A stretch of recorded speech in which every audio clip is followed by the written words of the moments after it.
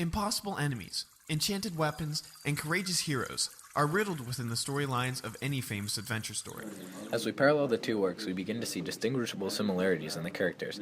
I have drawn some very close conclusions between the main heroic characters versus the antagonists in the plotlines. First, we begin to see the two main heroes, Beowulf and Frodo, conquer their respective enemies, the dragon and Sauron. Each of these heroes must defeat their enemies through a journey into the enemy's fortress. Frodo must show strength and perseverance as he embarks on a journey in which he knows is very dangerous, especially for a hobbit such as himself.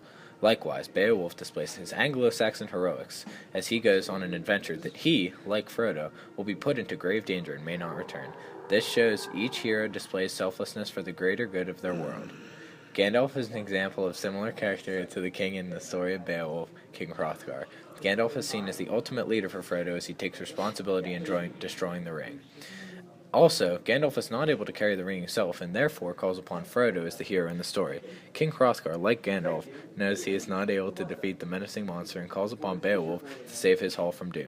In addition, Hrothgar shows leadership through how he never loses sight of his people, which is similar to how Gandalf never loses sight of the hobbits.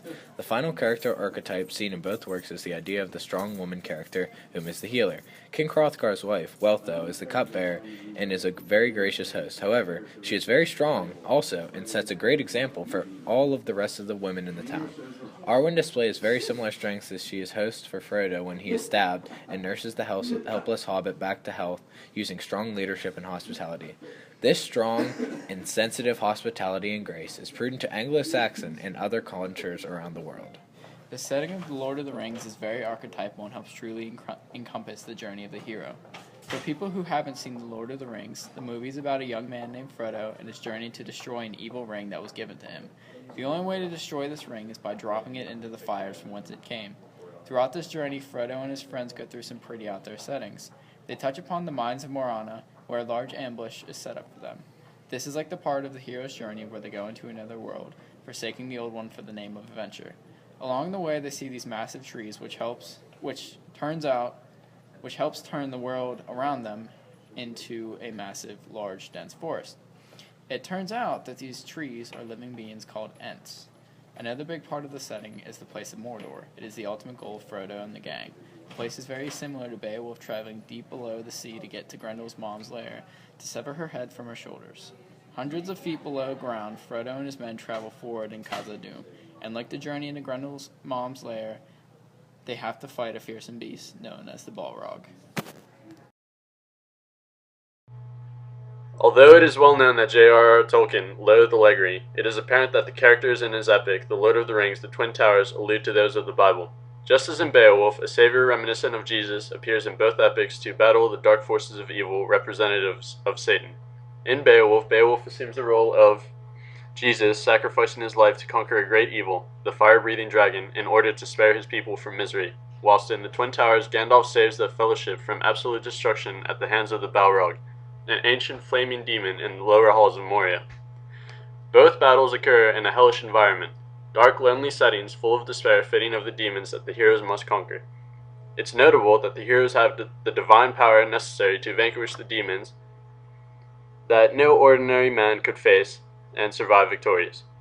Gandalf vanquishes the Balrog and dies just as Beowulf does with the dragon. However, Gandalf is later reborn as Gandalf the White, symbolic of Jesus' rebirth after his crucifixion. The dragon and the Balrog both use fire to battle their foes, only reinforcing the idea that they both have a devilish nature. Another similarity between Beowulf and the Twin Towers is the appearance of a character who is forsaken by God. In Beowulf, this character is Grendel, an evil, spiteful creature descended of Cain, the man who killed his brother in biblical times. Due to his treachery, Grendel is hated by society and proceeds to torment every soul in Harrod Hall. The Twin Towers has a similar disfigured monster by the name of Gollum, who became so abhorrent because he killed his relative Deagol out of greed for the One Ring. Like Grendel, Gollum is a disgusting abomination and must face God's wrath because he killed a family member, just like Cain. Various motifs appear in both Beowulf and The Lord of the Rings. We see the motif of good versus evil constantly in both. For example, when Beowulf fights the various monsters and forces of evil throughout his journey, he is seen as the good that is triumphing over the evil. In the case of The Lord of the Rings, we see a similar aspect that men in the human race are fighting the evil forces of orcs and various creatures. As well as good versus evil, we see a very consistent view of dark, versus light throughout both stories. We see light repel the evil creatures and monsters that live only in darkness. It shows how darkness is the only thing that embraces these horrific monsters and allows them to thrive for a time until good eventually prevails. We see the differences in patterns within both as well. The Lord of the Rings, we see the motif of water and purification in the sense that it repels evil. For example, when the Black Riders are chasing Arwen and Frodo, they cannot go through the river, and the river ends up sweeping them away. In Beowulf, though, we see the monsters such as Grendel's mother live in the bottom of lakes and swamps, and the water is seen as a dark environment for monsters to live. In The Lord of the Rings, The Two Towers by J.R.R. Tolkien, there are many themes that can be seen in both Tolkien's writing and Beowulf. For example, both the Shire and Harad Hall are places of safety, peace, and abundance for Bilbo and the hobbits, and Hrothgar and his people. Their homes are unrealistically perfect, which is their downfall. In the Shire, the hobbits know nothing of the danger of Sauron, and very similarly, the warriors know nothing of the evil heart, Grendel, that they have made jealous through their flamboyant usage of ale and good merriment.